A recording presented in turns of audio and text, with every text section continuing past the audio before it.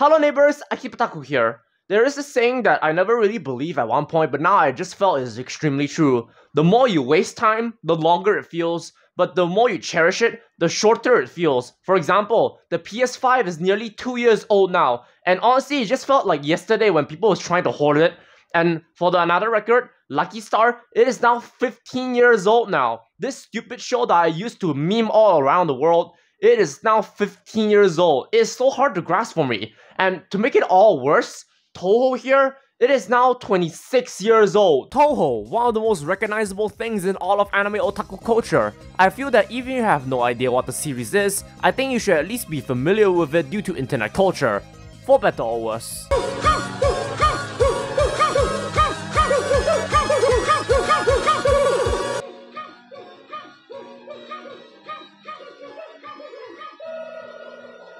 So to commemorate the fact that the Touhou series is now 26 years old, I think it's about time we take a look back at the founding games. I will be having retrospective on all of the Touhou games based on when they come out and etc. But though before we begin, I want to make a few disclaimers. First of all, I want to begin this whole Touhou retrospective series from the Windows era, aka Touhou number 6. The reason for this being, I felt that the PC98 era of Touhou deserves something a little bit more special. 日本語のスクロールスピード。今日正午に終了しました。 Secondly, I will emphasize that while I am a big fan of Touhou, I am by no means the biggest fan out there. I was there during the whole Niku Niku Doga explosion, but that explosion is not everything. There are some Touhou material I am not familiar with, and there are some games I have not even played yet, so if I do get anything wrong, feel free to correct me. Thirdly, I will also emphasize that while I did play the game, I have not actually completed it yet because there are some levels I simply cannot get past, so I'll be using footage by other people if I need something specific. But if I do, I'll be sure to credit them later. And now finally, for this entire retrospective series, I'll be playing it from the POV of Kirisame Marisa. Because fuck you, that's why.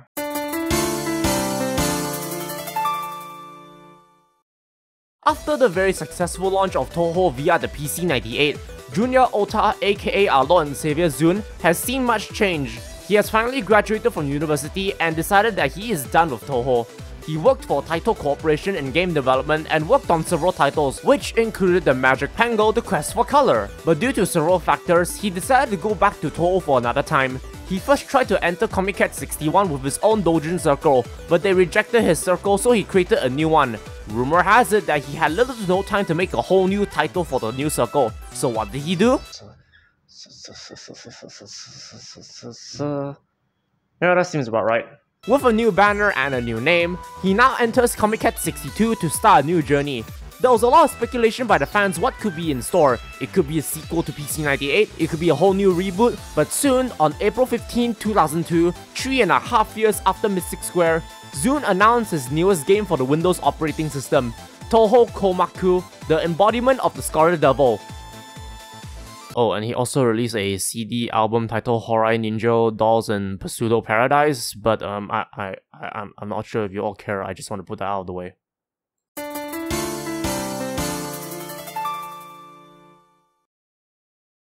Alright, let's see here. Yes, Touhou 6. Let's run it all through and oh, it's not full screen. Huh, makes sense. Back then, computers were not in high definition. I think we can fix this. Let's see, properties, compatibility, run in 644. Okay, that's a good one. Apply, okay. Tools, what? What's going on? What the shit? Okay, is this even the right aspect? Wait, no, it's not. It's not even full screen. No, I can't see in the menu. Wait. Yeah, I can't see jack shit. Well, fuck, go back. No, go back. Go back. Who knew trying to run a 20-year-old game on modern hardware would be a difficult task? Hell, I might as well just buy an old Windows XP for this one. The gameplay here is honestly not so dissimilar from the first few Touhou games. You are basically playing a bullet hell shooter with awesome music. All you need to do is shoot up the enemy and try not to die. You either play as Hakure Reimu, the Shrine Maiden of the Hakure Shrine, or Kirisame Marisa, the Western Magician. Reimu here has a better range of attacks, but deals less damage, while Marisa has more speed and power but a thinner line of attacks. Just like the past games, there are a total of 6 stages and an extra stage, but if you want to unlock stage 6 and the extra stage, you will need to play all of it in normal mode. Throughout the game, you will see several items drop that will benefit you, such as power items, point items, and my personal favorite, the life item. And that is honestly basically it. All you need to do is dodge your bullets and don't die. But don't I forget to mention that. Alright, cut. I'm really actually running out of things to say on this department. Let's just move on.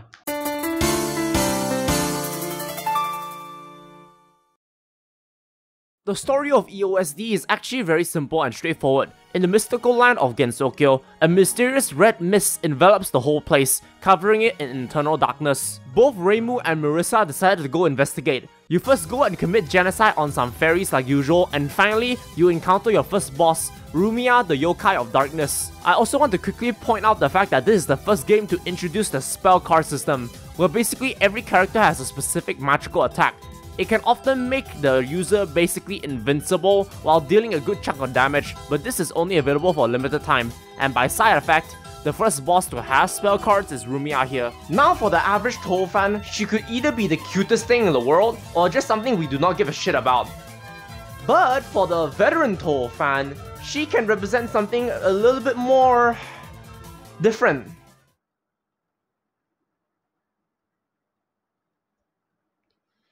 Yeah, let's just move on.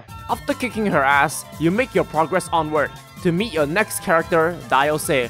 Very little is known about her actually, besides the fact that she is a fairy and is generally having the same personality as the other fairies, which is often cheerful, simple, mischievous, and emotional. Oh wow, it's almost as if Zune wants to get a lawsuit from Disney.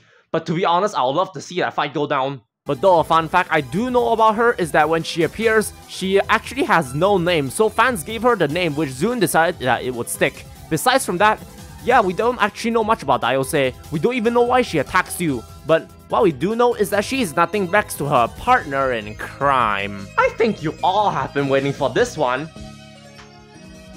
Some people think she is the biggest punk. Some people praise her like a fucking monk. But if there's one thing both fans and Zoom can agree on, she knows the best thing since me. Masi is a sparkly little diamond, like the star who's doomed to fade away. But there is only one thing that matters anyway, you still can't get the fucking FUMO. Hey, is this bit working? I tried to practice this for like 9 times. On a serious note, Chirino's fame and popularity cannot even begin to be put into words. Actually no, wait, there is. Chino has the strongest fame and popularity in the community, whether it be her tomboyish, childish personality, the ludicrous amount of fan arts, or even just the FUMO memes. She cannot be underestimated. Even she have her own little cult dance. Anyhow, after you kick her ass, you move on to the next stage, in which you enter the gates of the mansion to encounter the Chinese gatekeeper, Hong Meiling. I also want to make a quick detour. While Zune is no writer, the dialogue written here gives the characters so much personality. Marisa here is very outgoing, sociable, tomboyish, unorthodox, and generally a fun person overall, while Meiling here is strong, determined, but also kind of an airhead. So with that being said, I must admit, Meiling is my least interested character in the game. Moving on. We enter the mansion to first encounter the library for some reason, I don't know. For us to meet nameless character number 2, Kuwakuma. Like Daiose before her, she also appears in the game out of nowhere with no introduction nor even context. But after defeating her, we finally meet the character we give a shit about, the great unmoving library, Patrolli Knowledge, who, fun fact, has the highest player kill count of all of the characters in the game, because many new players struggle to defeat her. But character-wise, she is actually quite interesting. She is quite cold and calculative, spends her time at the library. Hell, she even wears pajamas all day, and she is by far the only Touhou character with a medical condition, which adds to the character building and the world building. Other than that, she's known for this, I guess. You now enter the 5th stage to finally encounter the elegant lolicon, Izayoi Sakuya. She's the chief headmaid who serves the mansion and perhaps is the only human to live in the place. And also fun fact, that is currently the only living character to be a JoJo reference. She's good at throwing knives, time manipulation, DO anyone? And once again, the writing here gives her a lot of personality, which is further proven by the fact that she will appear in later games. Finally, we make it to the final stage. Sakuya returns to annoy you for a little while, but you will get over her soon. And now we finally come to the end of the game with Vermilia Scarlet. We see a red everything as Vermilia explains that she plans to cover all of Gensokyo in the red mist, so she can finally walk freely from the sun. This is by far the hardest stage to beat as you need to go through so many bullets and hurdles. I also have been told by a lot of people that this is the one stage they always cannot make past besides Patrolli's one. Which honestly, I don't understand what is the fuss all about. It can't be that hard to defeat a vampire, can it? But after this, you kick her ass and all is safe in Gensokyo. And depending on how you accomplish it, you can get several different kinds of endings actually. So that is basically the entirety of EOSD in a nutshell. As you could see, it is nothing really special, but what is there was pretty nice. And while we're at it, I'm just surprised that... Oh no. Wait, there is a bonus stage! There is an extra boss! There is the little sister, Flandre Scarlet! You know what time it is!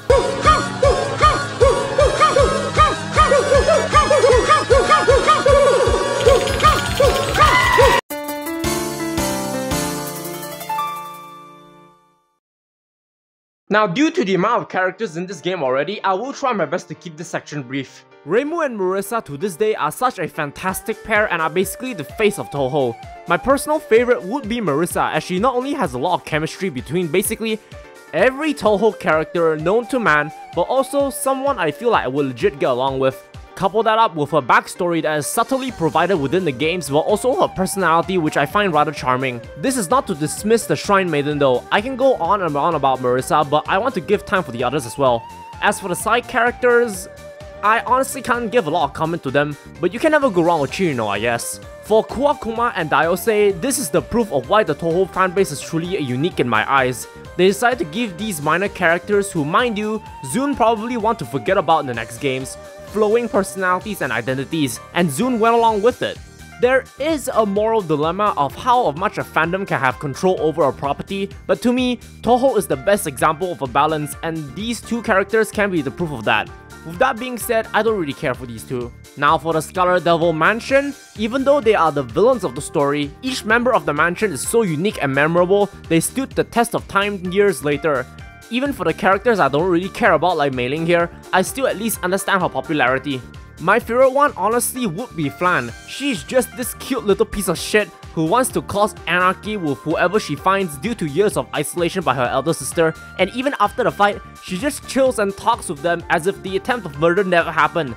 As you can see, her full popularity is in display here within the community, which is why you will never see her in another game ever again. No, I'm not kidding. EOSD is by far the only game Flan has any major appearance in. Sure, that was Truth the Bullet, but even then she didn't really contribute that much. She never even appeared as a playable character in another spin-off or something. What the hell, Zune? Besides the writing of the characters, the designs are also very unorthodox yet iconic. There is a joke that you can tell each Touhou character apart by their hats, and honestly, after watching Bad Apple so many times, I kinda agree with that statement. Each character is carefully designed to be distinct and, for the lack of a better word, memorable. The only other thing I think people have a problem with in terms of characters is really the art style, and okay, I will admit, the art style has not aged that well compared to other things, but I cannot deny it still has its own charm. Every time you look at this kind of art style, you cannot help but feel Zune drew that.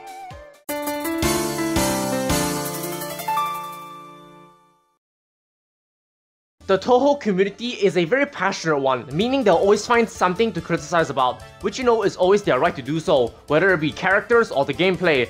But if there is one thing that both Touhou and non-Touhou fans can agree on, that is the music. The music is always a banger. If you've never heard of Touhou, you at least heard of the music due to internet culture, and that is for good reason. If I can summarize Touhou music, it would be, I've never seen nor heard this, but it feels nostalgic. The music not only in EOSD but all of Touhou has a very, for the lack of a better word, Zune vibe to it, as if Zune himself actually made all of the instruments from the ground up to make the music for it. It has been said that when he registered Team Shanghai Alice, he registered it under a music doujin circle, and yeah, he might as well be a musician when all of his stuff use a piano and he's good at it. Some of my favorite is the main menu theme,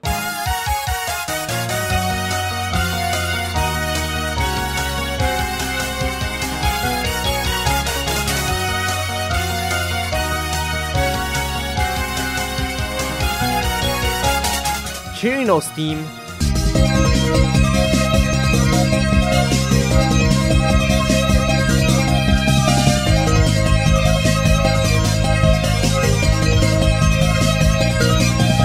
Stage 3 theme,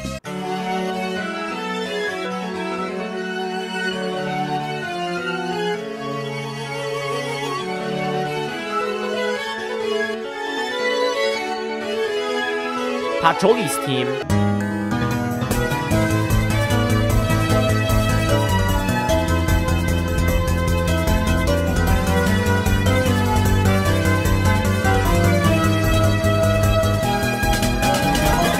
and of course, the McDonald's theme.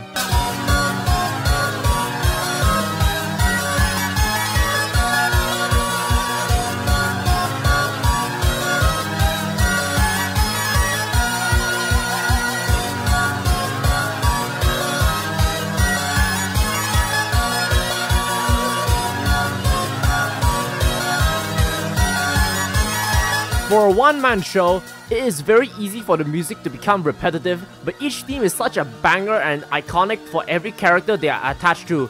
This is why Zune will forever be my favorite video game developer.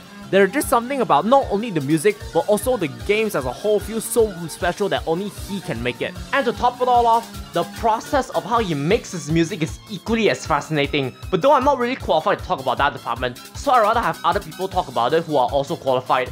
So for now, I'll just say this. If you want to make some Touhou music, all you need is your MIDI keyboard and your favorite brand of alcohol.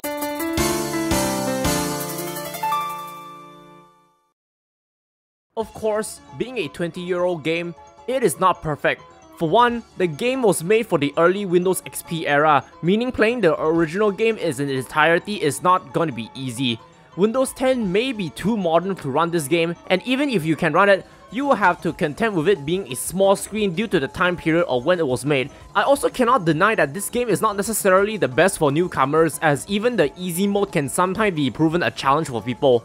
The morality of gatekeeping will be a topic for another day though. Like I mentioned before, people found issue with the art, and while I do think some of them did not age particularly well, I can still look past all of it honestly. But if there is one problem I can most definitely agree with, it is the lack of a visible hitbox. In the later games like UFO, your character will have a visible dot on them called a hitbox. This basically lets you know which part of your character is actually the point of death when the bullet hits you. But in this game, there is no visible hitbox, so it's totally hit or miss to know which part of your body will be the detriment to your own doom. This does make sense when you look at this as a continuation of the PC-98 games, as those games also do not have a hitbox. If anything, we can just pass this off as something that is relic of its time. But though I will not deny, the lack of a hitbox is really an annoyance.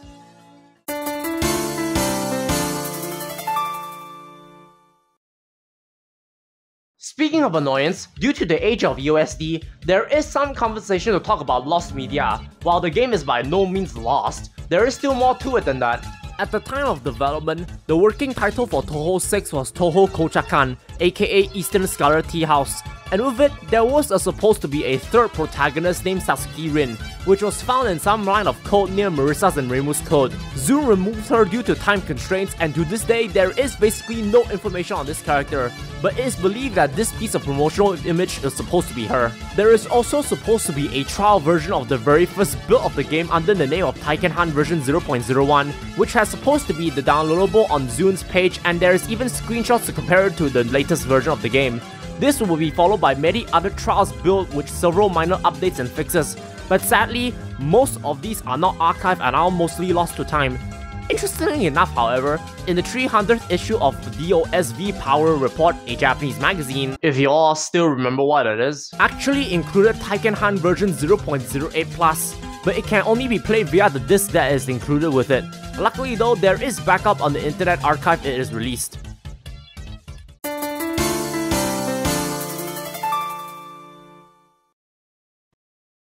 So now this all begs the question, what is the legacy for Touhou 6, the Embodiment of the Scarlet Devil? Well, if you take a look at not only the Touhou community, but also the entirety of anime otaku culture, it kinda speaks for itself.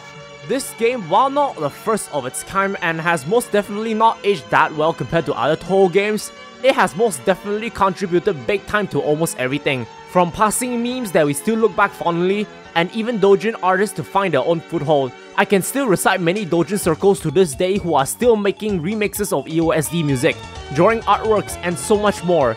And while the game part of EOSD is not the strongest thing, EOSD ended up helping Touhou's longevity and legacy in despite of it. And while Touhou is not that big or as popular as recent shows, which in my opinion may be a good thing, for those who have stuck around, it is worth cherishing what you do have. The day Zune would finally quit game making would be a sad day, but this is all the more reason for us to cherish what we do have now. If Zune have stopped at Mystic Square, there is a good chance that Touhou will have not even make it to outside world, as many foreigners can credit their beginnings to Touhou via EOSD due to internet culture. EOSD is still fondly remembered by many fans, and I don't expect that to go away anytime soon. So with all of that being said, I think it's about time I make my verdict. Despite the fact that this game has several issues and flaws, I can still safely say Touhou 6, the Embodiment of the Scarlet Devil, 20 years later, is still super dope.